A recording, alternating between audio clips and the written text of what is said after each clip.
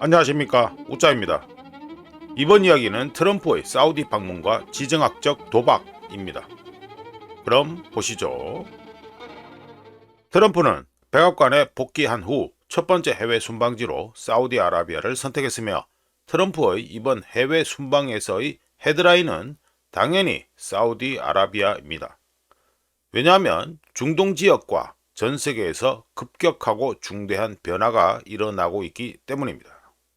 트럼프는 이번 순방에서 여러 목표를 가지고 있는데, 크게 세 개 부분으로 나눠보면, 하나는 미국 국내 정치 상황과 관련이 있고, 다른 하나는 중동과 페르시아만 지역 정세와 관련이 있으며, 남은 하나는 더 광범위한 글로벌 지정학적 변동이라고 할 수 있는데, 역사에 관심이 있는 사람은 알고 있듯이 미국은 대영 제국의 정통적인 계승자였으며, 미국이 대영 제국의 계승자라는 사실은 1956년 수에즈 전쟁 또는 제2차 중동 전쟁 이후 특히 분명해진 바 있습니다.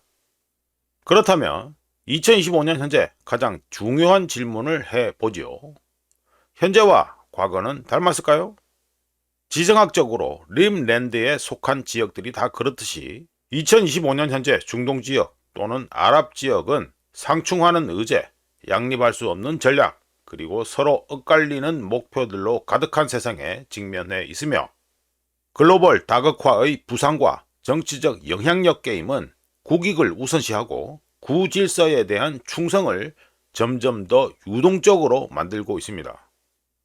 바꿔서 얘기하면 2025년 현재는 전쟁에서 평화, 경제적 번영에서 경제적 고난, 패권에서 협력, 그리고 각기 다른 수많은 이분법 등 예상 가능한 모든 시나리오가 존재하고 가능합니다. 즉, 트럼프의 사우디 방문은 세계가 전략 지정학적 유동성을 보이는 시기에 이루어지고 있는데, 그렇다면 다음과 같은 가장 중요한 질문들을 할 수밖에 없습니다.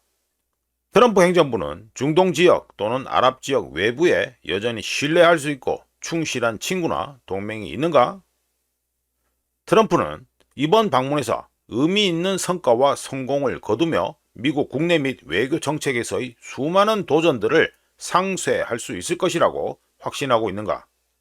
질문들에 답하기에 앞서 정치를 읽을 때는 지도를 주의 깊게 살펴보라고 한 과거 드골의 유명한 말을 참고한 상태에서 세계 지도를 꼼꼼히 살펴봅시다. 미국의 바로 이웃 국가들, 즉 북쪽으로는 캐나다, 남쪽으로는 라틴 아메리카의 근본적인 변화는 언뜻 보기에도 쉽게 알 수 있으며, 워싱턴과의 역사적 동맹에 점점 더 회의적인 태도를 보이는 유럽도 마찬가지입니다. 중국은 여전히 미국의 떠오르는 경쟁자이며, 지리적으로 보나 인구 규모로 보나 가장 큰 국가입니다. 러시아와의 화해 논의는 사실상 교착 상태에 빠진 듯 하고요. 덕분에 아랍권은 여러 측면에서 트럼프의 생명줄이 된 것으로 보이는데요. 아랍권 또는 중동, 더 넓게는 Great Middle East, 대중동은 상대적으로 젊고 유망한 국가들이 있는 곳으로 여러 천연자원, 특히 현대 문명의 생명줄인 석유를 가지고 있습니다. 참고로 석유의 경우 최소한 석유를 대체할 수 있는 진짜 새로운 에너지 시대가 오기 전까지 너무나 중요한데요.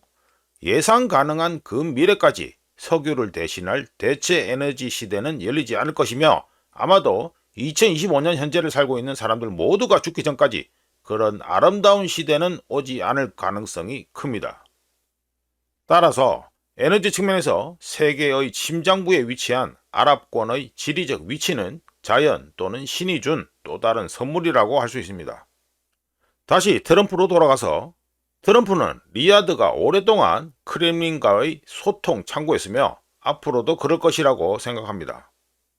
사우디의 외교가 우크라이나 전 속에서 인류에게 들이운 핵 다모클레스의 검을 들어 올리기 위해, 즉 핵전쟁을 막기 위해 진지하고 부지런히 노력한 가운데, 트럼프는 사우디 외교를 통해 바이든 행정부로 인해 만들어진 모스크바와의 교착 상태를 해소하고 돌파구를 마련하는 데 도움이 되는 분위기를 조성 및 확대할 수 있다고 생각하는 것 같습니다. 트럼프는 페르시아만과 더 넓은 중동 지역이 지배력이나 힘의 차원이 아니라 전략적 협력 비전 측면에서 진정한 최고의 목표임을 알고 있는 것 같으며, 그런 이해는 지난 10년 동안 아랍 국가들이 비동맹이라는 도전을 성공적으로 헤쳐나가면서 단일 강대국, 즉 미국에 대한 의존을 피하고 세계 정치 중심에서 거리를 두는 기술을 능숙하게 터득했다는 사실에 바탕을 두고 있습니다. 워싱턴이 2025년 현재 자신의 운명을 이해하는 국가 및 국민들이 점점 더 많아지고 있다는 냉엄한 현실과 마주하고 있는 가운데, 이런 맥락에서 그리고 트럼프 자신의 인기를 높이기 위한 지렛대로 활용하고자 하는 이번 방문에서 아랍 세계는 당연히 중동 지역의 핵심 원칙들을 트럼프에게 제시할 것으로 예상되며, 그 중에서도 가장 중요한 것은 사우디의 외교가 오랫동안 강조해온 팔레스타인 문제가 있습니다. 관련해서 사우디는 1967년 동예루살렘을 수도로 하는 국경선을 따라 팔레스타인 독립국가를 수립해야 된다고 주장했으며, 이스라엘의 레바논 정전 위반과 시리아 공격, 그리고 가자 지구에서의 지속적인 폭력 사태를 중단하라고 요구하고 있습니다. 물론 2025년 현재 가장 시급하게 요구되는 것은 트럼프로 하여금 네탄야후와 이스라엘이 중동 전역에 걸쳐 벌이고 있는 군사작전을 억제하도록 하는 것이고요. 마지막으로 트럼프가 이번 중동 순방에서 얻어야 할 핵심 교훈은 중동 지역 국가들이 유혈 사태가 아닌 성장과 평화를 갈망하고 전쟁과 갈등을 혐오한다는 점이며, 이스라엘이 보이는 비타협적인 태도나 칼끝 아래서 영원히 살겠다는 위협 속에서는 어떠한 진전도 이룰 수 없다는 것입니다. 트럼프의 도박성 높은 이번 중동 순방은 중동을 재편하고 정의와 평화를 강화하는 데 기여할 수 있을까요? 이상 트럼프의 사우디 방문과 지정학적 도박 이야기였습니다.